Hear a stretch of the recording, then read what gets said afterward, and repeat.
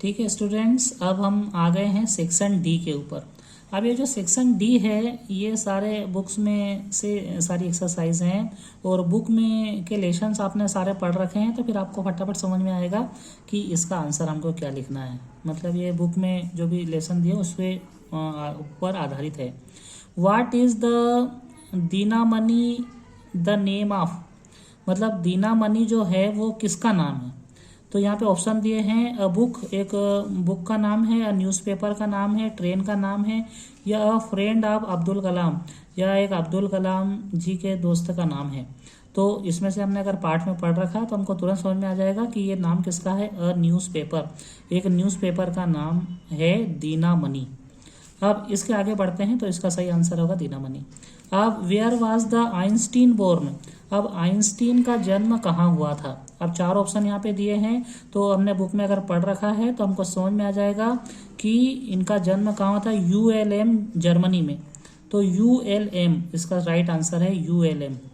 तो यूएलएम इसका right answer है, और आपने अगर पढ़ रखा है पार्ट में तो आपको तुरंत समझ में आएगा ये। फिर व्हाट इज सिंगलेस, अब दो जो सिंगलेस का मतलब क्या होता है हम इंटरनेट पे अगर सर्च करेंगे तो भी हमको पता लग जाएगा। सिंगलेस मतलब एक बीमारी का नाम है, लेकिन चूंकि हमारे एक लेसन में इसके बारे में दिया हुआ है और वहाँ पे उसका मीनिंग हो रहा है टाइल्स ऑन द रूफ। जो रूफ मतलब छत के ऊपर जो टाइल्स लगाई जाती है उसको, उसका नाम है यहाँ पे सिंगलेस।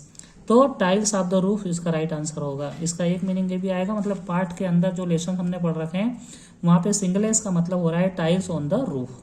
तो ये आंसर हो गया। फिर आगे हम बढ़ते हैं 4 नंबर पे। What did saint Peter ask for from the little woman, little लिटिल वुमन से सेंट पीटर ने क्या पूछा था। तो उन्होंने पूछा था a single cake, a single cake मतलब अ पीस ऑफ केक, मतलब एक केक के टुकड़े के रूप में या एक केक के बारे में उन्होंने पूछा था। तो अ सिंगल केक ये आंसर हो जाएगा, अ सिंगल केक। तो ये भी हो गया। अब हम आगे वाले पे पढ़ते हैं। Read the extract carefully and answer the following question given below. अब इनमें मतलब हमको इसको पढ़ना है और इसके बाद में इसके जो क्वेश्चंस दिए हैं उनका आंसर हमको देना है। तो इसको आप अगर एक दो बार अच्छे से पढ़ेंगे तो फिर आपको सब समझ में आ जाएगा। बहुत आसान सा ये है पैसेज। इसके बाद में देखो, who had been playing of pungi, मतलब पुंगी के ऊपर किसने वेन लगाया था। तो हम इस अगर इसको पढ़ेंगे तो फर्स्ट लाइन में लिखा है emperor Aurangzeb bend the playing of musical instrument, मतलब किन्होंने वेंट किया था। तो ये औरंगजेब ने किया था। देखो यहाँ पे भी ऑप्शन दिया है सेकंड वन औरंगजेब, मतलब पहली लाइन में इसका आंसर दिया है, ये औरंगजेब हो गया। फिर है who thought of improving the sound of pungi, मतलब जो पुंगी के साउंड को इम्प्रूव मतलब उसमें सुधार करने का किसने सोचा। तो हम अगर इसको पढ़ेंगे तो यहाँ पे देखो ये बार बार आ रहा है।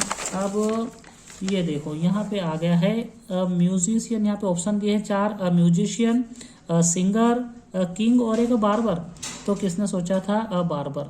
अगर हम उस मतलब इसको हम पढ़ेंगे तो उसमें लिखा हुआ है बार्बर के बारे में। तो उसमें क्या है, बार्बर या नाई ने उसके बारे में सोचा। तो इसका राइट आंसर है बार्बर।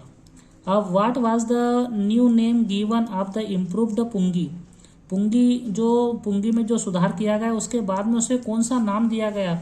तो हम अगर देखेंगे तो सबसे लास्ट में देखो यहाँ पे दिखा गया है कि इंस्ट्रूमेंट, ये नाई ने जो इसको सुधारा था बार्बर ने, उसका इंस्ट्रूमेंट वाज नेम्ड द शहनाई, उसका नाम क्या दिया गया था, शहनाई। तो यहाँ पे भी 4 ऑप्शन है, 4 ऑप्शन में सबसे पहले वाला ऑप्शन है शहनाई। तो शहनाई पे हमको टिक करना है। अब ये हो गया, तीनों का हमको आंसर देना था और ये आंसर हमने दे दिए हैं। अब इसके बाद में आइए, ये वाले एक पोयम दी है, ये भी एक लेसन की पोयम है। आपने अगर इसको पढ़ रखा है तो तुरंत आपसे बनेगा ये। अब देखो यहाँ पे कौन से क्वेश्चंस दिए हैं वो हम देखते हैं। The poet is standing at the place where the road forked into, मतलब जो पोएट जो कवि है वो एक ऐसी जगह पे खड़ा है जहाँ पे रोड कितने भागों में बटा हुआ है, तो 2, 3, 4 और नन। तो देखो यहाँ पे 2 लिखा है, 2 रोड्स लिखा है। तो यहाँ पे इसका आंसर क्या हो जाएगा, 2, पहली लाइन में इसका आंसर था। अब who was written the poem, poem किसके द्वारा लिखी गई है, तो रॉबर्ट फ्रॉस्ट। आपने अगर ये लेसन को देखा है तो इसके राइटर का नाम आपको पता होगा। तो इसका नाम है, इसके पोएट का नाम है रॉबर्ट फ्रॉस्ट। अब इसके बाद में हम थर्ड वाले पे आते हैं, the mode of the poet seems to be. तो इनका जो पोइट का जो मूड है वो कैसा लग रहा है, कैसा दिखाया गया है इसमें।